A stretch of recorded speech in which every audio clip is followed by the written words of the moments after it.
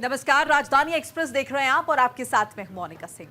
तो सबसे पहले बात दिल्ली की करेंगे। दिल्ली चुनाव को लेकर सीएम सैनी का बयान आया है। सीएम सैनी ने अरविंद केजरीवाल पर हमला बोला है और कहा है कि भ्रष्टाचार, नशा, यमुना सफाई के मुद्दे पर उन्होंने सवाल उठाए हैं। सीएम सैनी ने आम आदमी पार्टी के साथ कांग्रेस पर भी निशाना साधा है। दिल्ली विधानसभा चुनाव को लेकर हरियाणा के मुख्यमंत्री नायब सिंह सैनी ने बड़ा स्टेटमेंट दिया है। उन्होंने कहा कि अरविंद केजरीवाल ने लोगों से जो वादा किया वो आज तक पूरा नहीं हुआ। विकास की बात करके दिल्ली के लोगों को नशे में धकेलने का काम अरविंद केजरीवाल ने किया। इसके साथ ही सीएम सैनी ने शीश महल को लेकर भी अरविंद केजरीवाल पर निशाना साधा।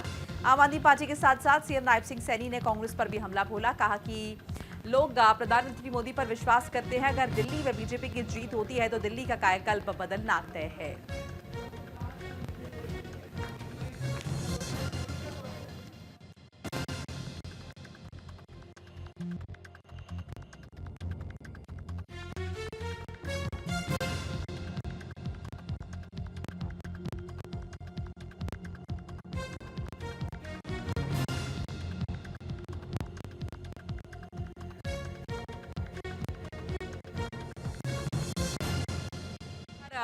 मुख्यमंत्री हरियाणा के मुख्यमंत्री का स्टेटमेंट आया है और कहा कि भ्रष्टाचार, नशा, सफाई, यमुना की सफाई ऐसे मसले हैं जिसमें आम आदमी पार्टी विफल नजर आई है अपने कार्यकाल में। और इन मामलों को लेकर मुख्यमंत्री नायब सिंह सैनी ने सवाल उठाया, निशाना साधा आम आदमी पार्टी पर और इसके साथ साथ निशाना कांग्रेस पार्टी पर भी साधा है, क्योंकि दिल्ली में त्रिकोणीय मुकाबला है, कांग्रेस वर्सेस बीजेपी वर्सेस आम आदमी पार्टी। तो आम आदमी पार्टी के साथ साथ कांग्रेस पर भी हमला बोला है नायब सिंह सैनी ने। कहा कि लोग प्रधानमंत्री मोदी पर विश्वास करते हैं। अगर दिल्ली में बीजेपी की जीत होती है तो दिल्ली का कायाकल्प बदलना तय है। ज्यादा इंफॉर्मेशन के लिए हमारे साथ हमारे सहयोगी शैंकी जिंदल जुड़ चुके हैं।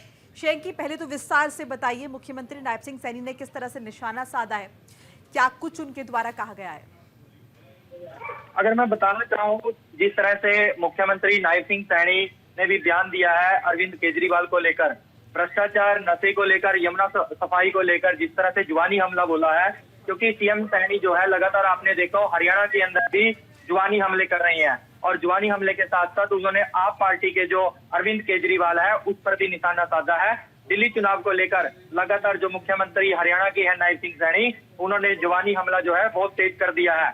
पिछले जो दिन है उसमें अगर मैं बात करूं तो उन्होंने दिल्ली के अंदर भी अरविंद केजरीवाल पर जिस तरह से निशाना साधा है, तो निशाना साधा अगर देखा जाए, उन्होंने शीश महल को लेकर भी पूरी तरह से जो अरविंद केजरीवाल पर एक जुबानी हमला किया है। उसके साथ साथ और बहुत जो है जुबानी हमले के साथ साथ उन्होंने बताया कि जो दिल्ली है लगातार वो नशे में धकेलने का काम जो है अरविंद केजरीवाल ने किया है। अगर इसी तरह से हरियाणा के अंदर जिस तरह से युवाओं ने खर्ची और पर्ची की जो बात आती थी, जिसके दम पर हरियाणा के अंदर सरकार बनाई है, तो अगर दिल्ली के अंदर भी भारतीय जनता पार्टी अगर सरकार बनाती है तो जो काया पलट है वो एक बार देखने को मिलेगी। शैंकी, देखिए, ये भी कहा गया अगर दिल्ली में बीजेपी की जीत होती है तो दिल्ली का कायाकल्प होना तय है। प्रधानमंत्री मोदी पर विश्वास करते हैं लोग। तो क्या ये माने कि एक बार फिर से जब दिल्ली का चुनाव हो रहा है, जैसे बाकी राज्यों में हुआ है, प्रधानमंत्री नरेंद्र मोदी के फेस पर ये इलेक्शन लड़ा जा रहा है? क्योंकि अभी तक सीएम के नाम का जो है ऐलान तो नहीं किया है बीजेपी ने। अगर आप देखा जाए, हरियाणा के अंदर चुनाव था, हरियाणा के अंदर नायब सिंह सैनी का मुख्यमंत्री का चेहरा बनाकर जिस तरह से चुनाव लड़ा गया, लेकिन अगर दिल्ली की बात करें तो दिल्ली के अंदर जो मुख्यमंत्री का चेहरा नहीं है, लेकिन कहीं ना कहीं देखा जाए विदेशों के अंदर भी जो छाप छोड़ी है प्रधानमंत्री मोदी की, लेकिन मोदी का जो चेहरा है वो पूरे के पूरे विश्व के अंदर भी एक डंका बज रहा है। तो इसी तरह से अगर मैं दिल्ली के चुनाव की बात करूं, जिस तरह चुनाव जो डिक्लेयर हुआ है, तो दिल्ली का चुनाव है वो भी मोदी के चेहरे पर जो उसको देखते हुए, फेस को देखते हुए लड़ा जाएगा। लेकिन बात रही है जो बीजेपी की जन आधार नीतियां हैं, उन नीतियों को भी ध्यान में, क्योंकि जिस तरह से कांग्रेस ने भी अगर कहा था कि खटाखट जो पैसे हैं उसके खातों में आएंगे, अगर आप पार्टी भी देखा जाए लगातार उस पर भी नशे की बात आती है, यमुना सफाई की बात आती है, भ्रष्टाचार की बात आती है, अब शीश महल को लेकर भी अगर देखा जाए तो ये कहीं ना कहीं तो है सवाल खड़े होते हैं, क्योंकि जनता भी अब जान चुकी है। हरियाणा के अंदर अगर देखा जाए 25,000 युवाओं को नौकरी दी है बिना खर्चे और बिना पर्ची के, तो उन सब बातों को अगर ध्यान में रखा जाए, तो उन बातों को ध्यान में देखा जाए तो कहीं ना कहीं जो है दिल्ली का जो चुनाव भी है वो भारतीय जनता पार्टी की तरफ भी रुख मुड़ता हुआ नजर आ रहा है। चलिए शेंकी, अब हमारे साथ बने रहिए, अगली खबर पर भी आपका अपडेट हम लेंगे। हरियाणा के रेवाड़ी में कैंसर पीड़ित ने मुख्यमंत्री नायब सिंह सैनी के नाम चिट्ठी लिखी है और जिले में रह रहे लोगों की जिंदगी बचाने की गुहार लगाई है। दरअसल रेवाड़ी में ज्यादातर कंपनियां गंदे पानी को बोरवेल के जरिए जमीन के अंदर छोड़ने का काम कर रही हैं। इसे लेकर पीड़ित ने पर्यावरण विभाग पर गंभीर आरोप लगाए हैं। पर्यावरण से जुड़े नियमों को ताक पर रखकर कंपनियां अपना काम कर रही हैं, लेकिन प्रशासन के अधिकारी इस मामले में चुप्पी साधे बैठे हैं। वहीं पीड़ित ने बताया कि रेवाड़ी में कैंसर के सबसे ज्यादा मरीज हैं। उनके गांव कैंसर के कारण कई लोगों की मौत हो चुकी है। बता दें कि पीड़ित ने मुख्यमंत्री को चिट्ठी लिखने के साथ साथ कंपनीज के जमीन में पानी छोड़े जाने के फोटोज भी सोशल मीडिया पर वायरल किए हैं, लेकिन मामले में अब तक पर्यावरण विभाग और प्रशासन के अधिकारियों ने कोई एक्शन नहीं लिया है। शेंकी जिंदर का एक बार फिर से रुख करेंगे, हमारे सहयोगी हमारे साथ लगातार बने हुए हैं। शेंकी, बेहद गंभीर ये मामला है जिसमें बेसिक नीड जो साफ सुथरा पानी है वो तक लोगों को मुहैया नहीं हो रहा, मयसर नहीं हो रहा है, जिसकी वजह से लोग बीमार पड़ रहे हैं। इस मामले पर अभी तक कोई एक्शन नहीं हुआ है। मैं अगर बात करूं, देखा जाए तो पहले जो पुराने, अगर बात करें कुछ समय पहले कोरोना की बीमारी भी जिस तरह से आई थी, तो इसी तरह से अगर आइसोलेशन की बात करें तो एसएमपीवी को लेकर भी एक जो नई गाइडलाइंस है, एडवाइजरी है जो जारी कर दी है। केंद्र जो है लगातार उस पर नजर बनाए हुए है और उन्होंने जो राज्य की सरकारें हैं वो अलर्ट मोड पर कर दी हैं। तो राज्य की जो सरकारें हैं लगातार एक्शन मोड में नजर दिखाई दे रही हैं, क्योंकि अगर देखा जाए भिवानी के अंदर भी जो है भिवानी के अंदर आइसोलेशन जो वार्ड है वो बनाए गए हैं और जो डॉक्टर की टीम है वो पूरी तरह से सतर्क है, क्योंकि देखा जाए 70 से 80% जो व्यक्ति है वो इस वायरस से खुद जो लड़ता हुआ नजर आ रहा है। जो 5 साल से नीचे का जो बच्चा है या फिर 60 साल से जो अधिक आयु के जो व्यक्ति हैं उनको लेकर जो है वो खतरा कहीं ना कहीं दिखाई दे रहा है। लेकिन अगर उसमें भी अगर वो खुद अपने इसको रोकने के कदम उठाए, जैसे अगर कोई छींकता है या फिर इस तरह के जो कोई भी कई बार हम अपने सामने रुमाल यूज नहीं करते, तो वो जो बीमारी है जो एक वायरस का रूप ले लेती है। लेकिन इसको कहीं ना कहीं जो है अगर सावधानी बरते, क्योंकि कोरोना के समय भी अगर देखा जाए तो सावधानी जितनी ज्यादा बरती गई तो उस बीमारी से जो है बहुत जल्द छुटकारा मिल पाया। शेंकी, कैंसर की बीमारी का हम यहाँ पे जिक्र कर रहे हैं, जिस तरह से व्यक्ति ने चिट्ठी लिखी गई है, व्यक्ति द्वारा चिट्ठी लिखी गई है, तो क्या इस मामले पर अभी तक कोई संजीदगी नहीं दिखाई गई है और जिन लोगों पर कार्रवाई की मांग की जा रही है उनके खिलाफ क्या कुछ एक्शन हुआ है? कैंसर की अगर मैं बात करूं, लगातार जो है केंद्र सरकार है, केंद्र सरकार के भी एडवाइजरी जारी करती है, क्योंकि उन्होंने जो हॉस्पिटल की अगर बात करें तो हॉस्पिटल को लेकर भी लगातार जो है केंद्र सरकार उस पर नजर बनाए रखती है, क्योंकि उसके पेशेंट के लिए लगातार चाहे वो जो कोई भी बात हो तो लगातार जो है केंद्र के द्वारा जो एडवाइजरी जारी की गई, चाहे उनको किसी तरह से पैसों के अंदर मदद देने की बात हो या पेंशन देने की बात हो या सरकार के द्वारा किसी तरह से बात हो, लगातार जो है केंद्र उस पर एडवाइजरी जारी करता है और राज्य सरकारें जो है लगातार उसकी मदद भी करती है।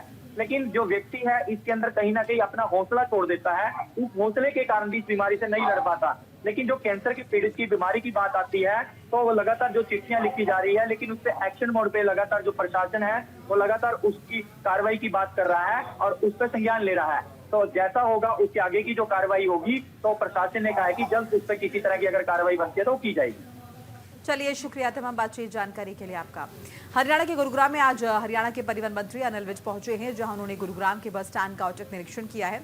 इस मौके पर बस स्टैंड के जीएम के अलावा तमाम अधिकारी मौजूद रहे। अनिल विज ने कहा कि बस स्टैंड को बहुत जल्द दूसरी जगह पर शिफ्ट किया जाएगा और फर्स्ट क्लास का बस स्टैंड लोगों की सुविधा के लिए इसको तैयार किया जाएगा। वहीं बस स्टैंड पर खान पान की भरपूर वैरायटी के साथ लोगों को खाना भी दिया जाएगा। साथ ही बस स्टैंड पर सभी सुविधाओं के इंतजाम होंगे ताकि लोगों को किसी भी तरह की परेशानी का सामना ना करना पड़े। और लोगों के खड़े होने के लिए अगर कोई और भी इंतजाम कर रहा है, कुछ और बनाना है, कुछ और शेड करनी है, तो जीएम साहब मुझे भेजेंगे ये कि यहाँ पर क्या क्या अभी किया जा सकता है, ताकि लोगों की सुविधा के लिए ये जो भी यहाँ किया जा सकता है वो कर किया जाए। वो कह दिया कि बस स्टैंड के बाहर अगर तेरे को कोई बस खड़ी भी ले तो उसको खींच के थाने ले जाए। नहीं, कोई जब तक बस स्टैंड चल रहा है कोई टॉयलेट बंद नहीं हो सकता, पीने का पानी बंद नहीं हो सकता। ये जो मूलभूत चीजें हैं वो सारे सवारियों को मिले, इसका हम सारे हरियाणा में ही कर रहे हैं इसको। तो यहाँ का क्योंकि अब ये तो यहाँ तो है ही नहीं बस स्टैंड नाम की चीज़ ही नहीं है। इनको ओपन में खड़ी हैं बसें, थोड़ा बहुत इन्होंने शेड शूट डाले हैं तो उसमें भी बेंच पुंच और लगाएं और लोग बैठ सकें, पंखे लगाएं।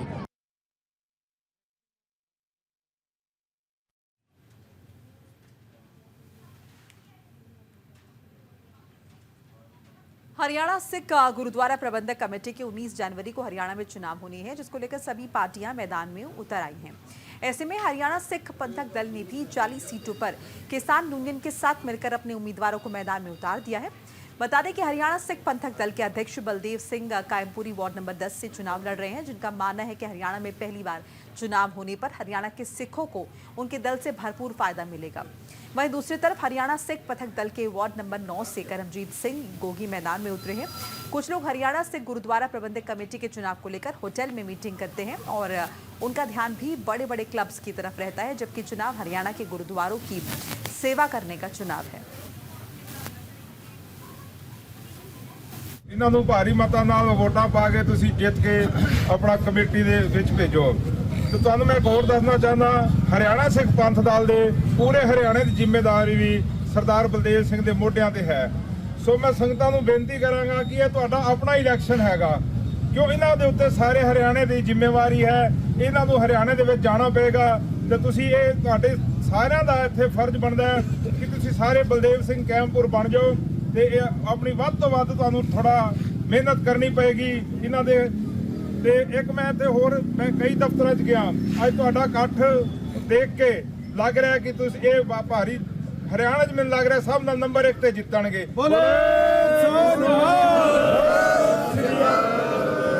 ਹਰਿਆਣਾ ਸਿੱਖ ਪੰਥਕ ਦਲ ਜਿਹਦਾ ਕਿ ਚੋਣ ਨਿਸ਼ਾਨ ਇਲੈਕਸ਼ਨ ਕਮਿਸ਼ਨ ਵੱਲੋਂ ਟੋਲ ਮਿਲਿਆ ਹੈ ਜੀ, ਉਹਦੇ ਉੱਤੇ ਅਸੀਂ 40 ਦੀ 40 ਸੀਟਾਂ ਦੇ ਉੱਤੇ ਇਲੈਕਸ਼ਨ ਲੜ ਰਹੇ ਹਾਂ, ਜਿਹਦੇ ਵਿੱਚ 19 ਸੀਟਾਂ ਦੇ ਉੱਤੇ ਢੋਲ ਦੇ ਨਿਸ਼ਾਨ ਦੇ ਉੱਤੇ ਲੜਿਆ ਜਾ ਰਿਹਾ ਹੈ। 10 ਸੀਟਾਂ ਸਾਡੀ ਕਿਸਾਨ ਜਥੇਬੰਦੀਆਂ ਦੇ ਨਾਲ ਸਮਝੌਤੇ ਦੇ ਨਾਲ ਅਸੀਂ ਲੜ ਰਹੇ ਹਾਂ।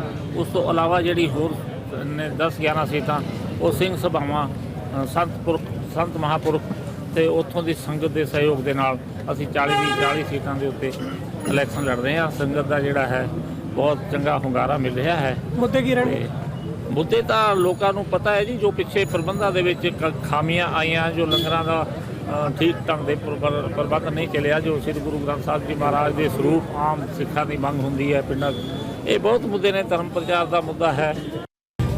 ਬੜੇ ਕਾਫੀ ਲੰਬੇ ਸਮੇਂ ਤੋਂ ਜਦੋਂ ਤੋਂ ਹੈਡ ਆਫ ਕਮੇਟੀ ਨੇ ਹਰਿਆਣੇ ਦੇ ਗੁਰਧਾਮਾਂ ਦਾ ਪ੍ਰਬੰਧ ਆਪਣੇ ਹੱਥਾਂ ਵਿੱਚ ਸੰਭਾਲਿਆ ਹੈ, ਉਸ ਤੋਂ ਬਾਅਦ ਉਹ ਨਵੇਂ ਬੰਦੇ ਸੀ ਜਾਂ ਉਹਨਾਂ ਤੋਂ ਪ੍ਰਬੰਧ ਠੀਕ ਢੰਗ ਦੇ ਨਾਲ ਨਹੀਂ ਚੱਲਿਆ, ਤਾਂ ਸੰਗਤਾਂ ਦੀ ਇਹ ਮੰਗ ਸੀ ਕਿ ਇੱਕ ਚੁਣੀ ਹੋਈ ਕਮੇਟੀ ਆਵੇ ਜੋ ਕਿ ਇਹਨਾਂ ਗੁਰੂ ਧਾਮਾਂ ਦਾ ਪ੍ਰਬੰਧ ਸੁਚੱਜੇ ਢੰਗ ਦੇ ਨਾਲ ਚਲਾਇਆ ਜਾਵੇ। ਸਰਕਾਰ ਨੇ ਹੁਣ ਜਿਹੜਾ ਹੈ ਹਰਿਆਣਾ ਮੈਨੇਜਮੈਂਟ ਕਮੇਟੀ ਉਹਦਾ ਇਲੈਕਸ਼ਨ ਡਿਕਲੇਅਰ ਕਰ ਦਿੱਤਾ, ਜੋ ਕਿ 19 ਜਨਵਰੀ ਨੂੰ ਵੋਟ ਪੈਣੀ ਹੈ। ਲੋਕਾਂ ਨੇ इस इलेक्शन डिक्लेयर होने का बहुत भरवां स्वागत किया है। खबर हरियाणा के कैथल से है, जहां बीजेपी के पूर्व जिलाध्यक्ष अशोक गुर्जर को बीजेपी का जिला प्रभारी बनाया गया। वहीं अशोक गुर्जर को संगठनात्मक चुनाव में बढ़ोतरी के लिए पानीपत जिले का प्रभारी नियुक्त किया गया है।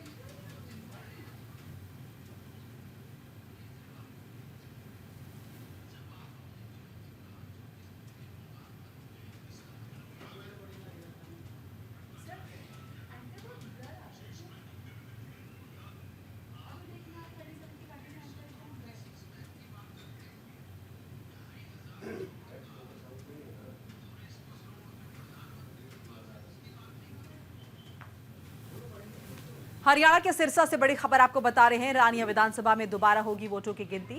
जिला निर्वाचन अधिकारी ने जारी किया है रिकाउंटिंग का नोटिफिकेशन।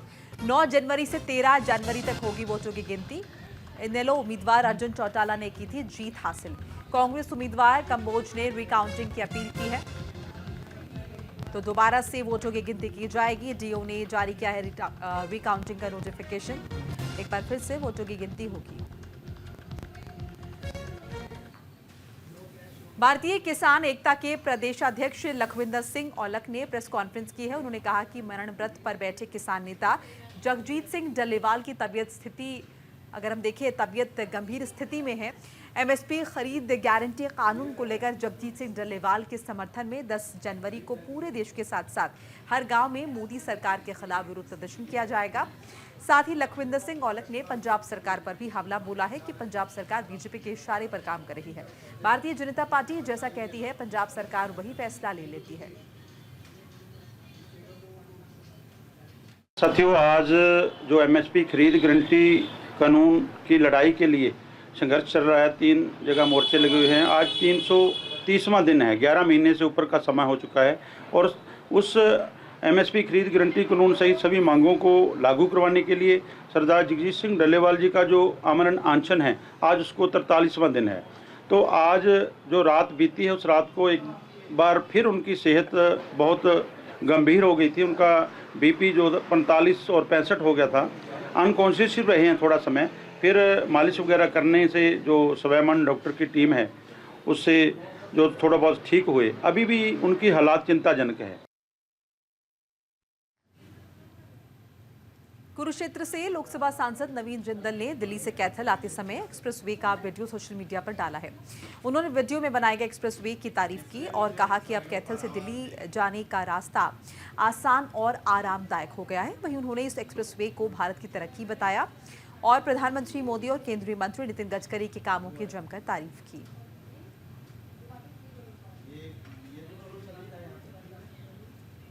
हरियाणा में स्वास्थ्य विभाग एचएमपीवी वायरस को लेकर अलर्ट मोड पर है।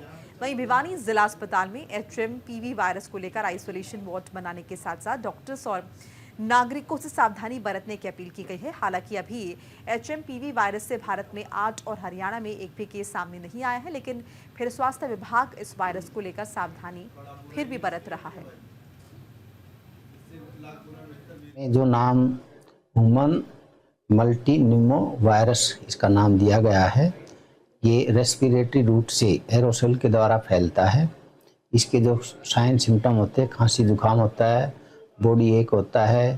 तो इसमें जो और अन्य जो वायरस के सिम्टम होते हैं वो सारे इसमें मौजूद होते हैं, जैसे खांसी है, बॉडी एक है, सांस लेने में दिक्कत है। और ख़ास करके ये जो छोटे बच्चे होते हैं 5-6 साल से नीचे और बड़े उम्र के जो अडल्ट होते हैं 65 या 60 साल से बड़े, या कंप्रोमाइज जो जिसका इम्यून सिस्टम कंप्रोमाइज है, जैसे कि डायबिटीज़ के पेशेंट हैं, कैंसर के पेशेंट हैं, जो कीमोथेरेपी ले रहे हैं, उनको ज़्यादा जल्दी संक्रमित करते हैं। इस तरह के जो भी इन्फेक्शन हो उसको बचाव का हमने बेसिक प्रिवेंशन पर ध्यान देना चाहिए। जो भी इन्फेक्शन एरोसोल से फैलेगा उसके लिए हमने सोशल डिस्टेंस मेंटेन करनी चाहिए।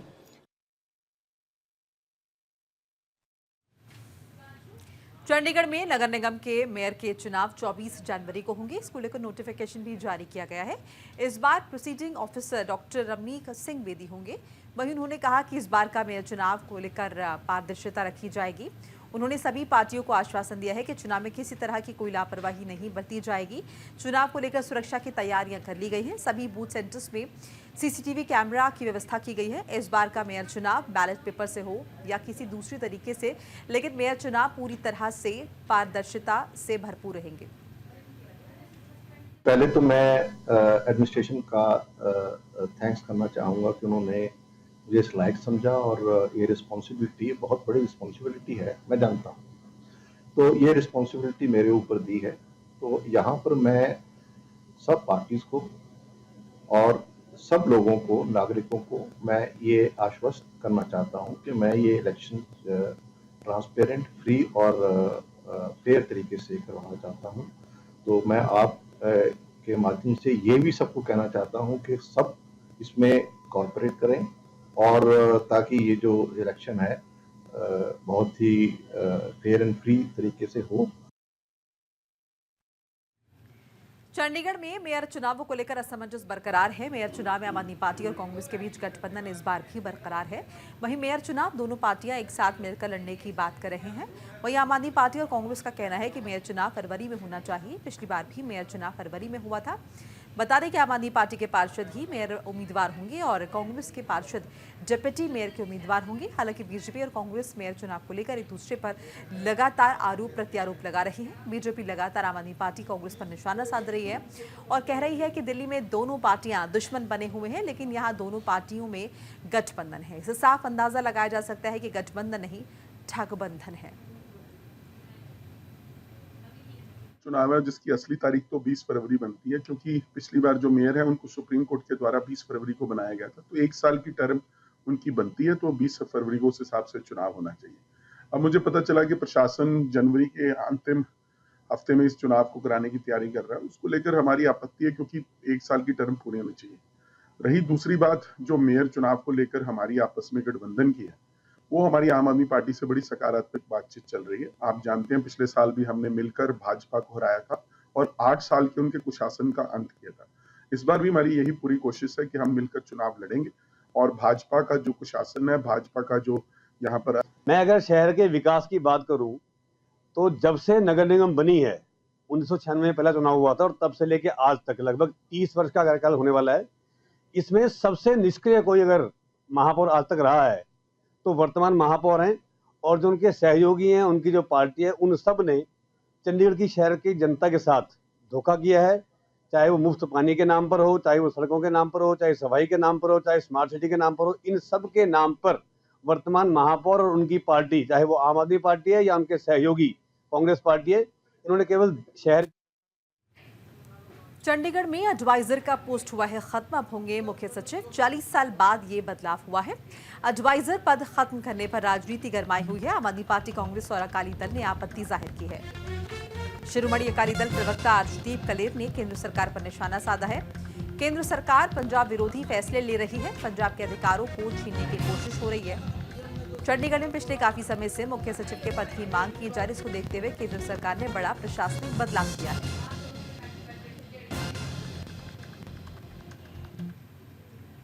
और इसी के साथ ही इस बुलेटिन में फिलहाल इतना ही। लगातार खबरों के लिए आप देखते रहिए न्यूज़ इंडिया। नमस्कार।